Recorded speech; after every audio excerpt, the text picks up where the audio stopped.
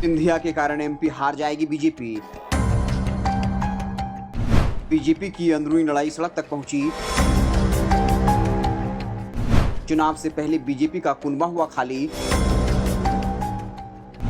कई बीजेपी नेता कांग्रेस में शामिल। लोकसभा चुनाव से पहले बीजेपी और कांग्रेस का फोकस राजस्थान, मध्य प्रदेश और छत्तीसगढ़ में होने वाले विधानसभा चुनाव पर है। सीटों के लिहाज से मध्य प्रदेश सबसे बड़ा राज्य है। एमपी में कुल 230 विधानसभा सीटें हैं। ऐसे में दोनों राजनीतिक पार्टियां सत्ता पाने की जुगत में ईड़ी चिमटी का जोर लगा रही है। ज्योतिरादित्य सिंधिया के बीजेपी में जाने के बाद कांग्रेस के पास अब खोने के लिए कुछ नहीं है, लेकिन बीजेपी में महाराज के आने के बाद अंदरूनी जंग छिड़ गई। एक तरफ सिंधिया के समर्थक कांग्रेस में शामिल तो हो ही रहे, सिंधिया के इलाके के भाजपा नेता भी अब बीजेपी छोड़ रहे। अब तो एक भाजपा विधायक ने ही पार्टी छोड़ दी। आखिर क्यों कहा जा रहा सिंधिया के कारण चुनाव हार जाएगी बीजेपी? कैसे भाजपा की अंदरूनी लड़ाई सड़क तक पहुंची? हम आपको पूरी कहानी बताएंगे। उससे पहले गुजारिश है, लॉजिकल समाचार को फेसबुक पर देख रहे हैं तो पेज को लाइक कर लीजिए, यूट्यूब चैनल को सब्सक्राइब कर लीजिए। सिंधिया के कारण भाजपा विधायक ने पार्टी छोड़ी।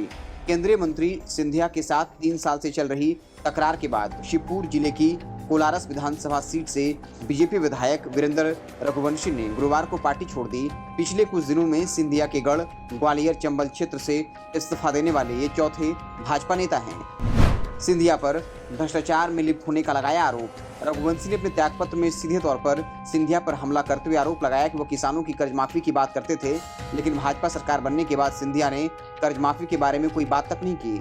रघुवंशी ने पत्र में यह भी कहा कि मंत्री और प्रशासन बड़े पैमाने पर भ्रष्टाचार में लिप्त हैं। शिवपुरी जिले के प्रभारी मंत्री ने रिश्वतखोरी को यह कहकर उचित ठहराया कि यह एक मंदिर में प्रसाद चढ़ाने जैसा है। सिंधिया और वीरेंद्र रघुवंशी विवाद कोई नया नहीं है। रघुवंशी भी कांग्रेस में हुआ करते थे, लेकिन सिंधिया से विवाद के चलते उन्होंने 2014 में पार्टी छोड़ दी थी। रघुवंशी का आरोप है सिंधिया जहां भी जाते हैं वहां पार्टी को डुबो देते हैं। उनके पार्टी में रहते हुए आगामी चुनाव में भाजपा को हार से कोई नहीं बचा पाएगा। सिंधिया ने कमलनाथ के नेतृत्व वाली कांग्रेस सरकार के किसान ऋण माफी में विफलता का हवाला देते हुए पाला बदला था, लेकिन भाजपा में शामिल होते ही वो इस मुद्दे को भूल गए।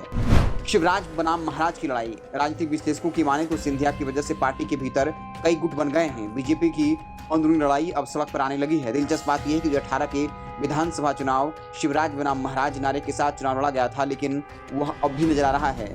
विश्लेषकों का मानना है भले ही सिंधिया भाजपा में आ गए हों, लेकिन अंदरूनी लड़ाई अब भी शिवराज बनाम महाराज की ही है। 4 गुटों में बटी बीजेपी। टिकट हासिल करने को लेकर सिंधिया गुट और विरोधी गुट अपने समर्थकों के लिए लॉबिंग करने में जुटे हैं। जानकारों की माने तो मध्य प्रदेश में बीजेपी वर्तमान में 4 गुटों में बटी हुई है। पहला गुट सीएम शिवराज सिंह चौहान का, दूसरा सिंधिया का, तीसरा कैलाश विजयवर्गीय और चौथा नरोत्तम मिश्रा का है। इनमें शिवराज और सिंधिया का गुट काफी असरदार माना जा रहा है। जानकारी की माने तो सिंधिया अपने समर्थकों को टिकट दिलाने में जुटे हैं। वह कम से कम 50 सीटों पर अपने समर्थकों को उतारना चाहते हैं। हालांकि बाकी गुटों को यह रास नहीं आ रहा। सूत्रों के अनुसार महाराज से नाराज गुट इस बात की भी तैयारी कर रहे हैं कि अगर उन्हें टिकट नहीं दिया तो वो अंदरूनी खेल बिगाड़ देंगे।